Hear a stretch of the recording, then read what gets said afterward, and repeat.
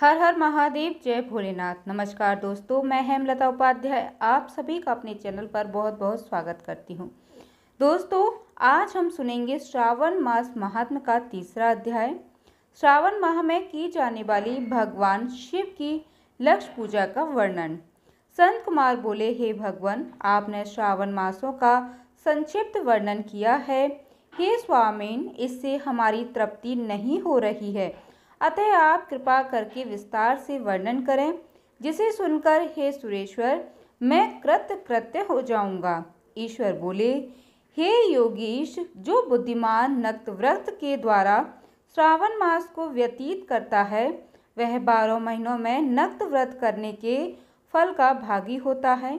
नक्तव्रत के दिन समाप्ति के पूर्व सन्यासियों के लिए एवं रात्रि में गृहस्थों के लिए भोजन का विधान है। उसमें सूर्यास्त के बाद की 3 घड़ियों को छोड़कर नक्त भोजन का समय होता है। सूर्य के अस्त होने के पश्चात 3 घड़ी संध्या काल होता है। संध्या वेला में आहार, मैथुन, निद्रा और चौथा स्वास्थ्य स्वाध्याय, इन चारों कर्मों का त्याग कर देना चाहिए। गृहस्थ और यति के भेद से उनकी व्यवस्था के विषय में मुझसे सुनिए। सूर्य के मंद पड़ जाने पर जब अपनी छाया अपने शरीर से दोगुनी हो जाए, उस समय के भोजन को यति के लिए नक्त भोजन कहा गया है। रात्रि भोजन उनके लिए नक्त भोजन नहीं होता है। तारों के दृष्टिगत होने पर विद्वानों ने गृहस्थ के लिए नक्त कहा है। यति के लिए दिन के 8वें भाग के शेष रहने पर भोजन का विधान है। उसके लिए रात्रि में भोजन का निषेध किया गया है। गृहस्थ को चाहिए कि वह विधि पूर्वक रात्रि में नक्त भोजन करे और यदि विधवा तथा विदुर व्यक्ति सूर्य के रहते नक्त व्रत करे। विदुर व्यक्ति यदि पुत्रवान हो तब उसे भी रात्रि में ही नक्त व्रत करना चाहिए। अनाश्रमी हो अथवा आश्रमी हो अथवा पत्नी रहित हो अथवा पुत्रवान हो, उन्हें रात्रि में नक्त व्रत करना चाहिए। इस प्रकार बुद्धिमान मनुष्य को अपने अधिकार के अनुसार नक्त व्रत करना चाहिए। इस मास में नक्त व्रत करने वाला व्यक्ति परम गति प्राप्त करता है। मैं प्रातःकाल स्नान करूंगा, ब्रह्मचर्य व्रत का पालन करूंगा, नक्त भोजन करूंगा, पृथ्वी पर सोऊंगा और प्राणियों पर दया करूंगा। हे देव, इस व्रत को प्रारंभ करने पर यदि मैं मर जाऊं तो हे जगपति, आपकी कृपा से मेरा व्रत पूर्ण हो। ऐसा संकल्प करके बुद्धिमान व्यक्ति को श्रावण मास में प्रतिदिन नक्त व्रत करना चाहिए। इस प्रकार नक्त व्रत करने वाला मुझे अत्यंत प्रिय होता है। ब्राह्मण के द्वारा अथवा स्वयं ही अतिरुद्र, महारुद्र अथवा रुद्र मंत्र से महीने भर प्रतिदिन अभिषेक करना चाहिए। हे वत्स, मैं उस व्यक्ति पर प्रसन्न हो जाता हूँ क्योंकि मैं जलधारा से अत्यंत प्रीति रखने वाला हूँ। अथवा रुद्र मंत्र के द्वारा मेरे लिए अत्यंत प्रीति कर होम प्रतिदिन करना चाहिए। अपने लिए जो भी भोजन पदार्थ अथवा सुखोपभोग की वस्तु अति प्रिय हो, संकल्प करके उन्हें श्रेष्ठ ब्राह्मण को प्रदान करके स्वयं महीने भर उन पदार्थों का त्याग करना चाहिए।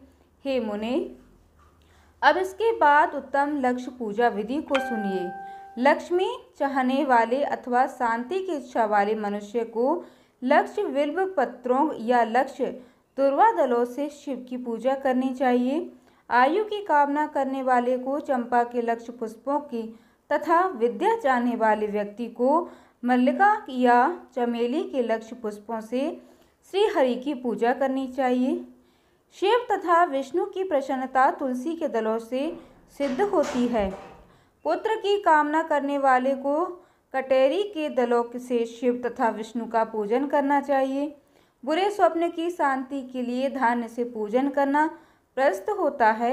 देव के समक्ष निर्मित किए गए रंगवल्ली आदि से भिन्न रंगों से रचित पग, सात्विक और चक्र आदि से प्रभु की पूजा करनी चाहिए। इस प्रकार सभी मनोरथों की सिद्धि के लिए सभी प्रकार के पुष्पों से यदि मनुष्य लक्ष्य पूजा करे तो शिव जी प्रसन्न होंगे। तत्पश्चात उद्यापन करना चाहिए, मंडप निर्माण करना चाहिए और मंडप के त्रिभाग परिणाम में वेदिका बनानी चाहिए। तदंतर पुण्याहवाचन करके आचार्य का वर्णन करना चाहिए और इस मंडप में प्रविष्ट होकर गीत तथा वाक्य के शब्दों और तीव्र वेद ध्वनि से रात्रि में जागरण करना चाहिए।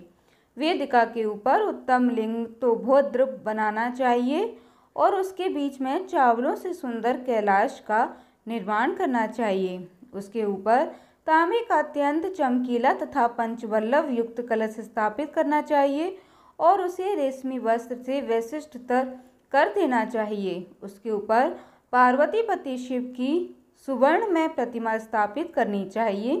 तत्पश्चात पंचामृत पूर्वक धूप दीप तथा नैवेद्य से उस प्रतिमा की पूजा करनी चाहिए और गीत वाग नृत्य तथा वेद शास्त्र तथा पुराणों के पाठ के द्वारा रात्रि में जागरण करना चाहिए।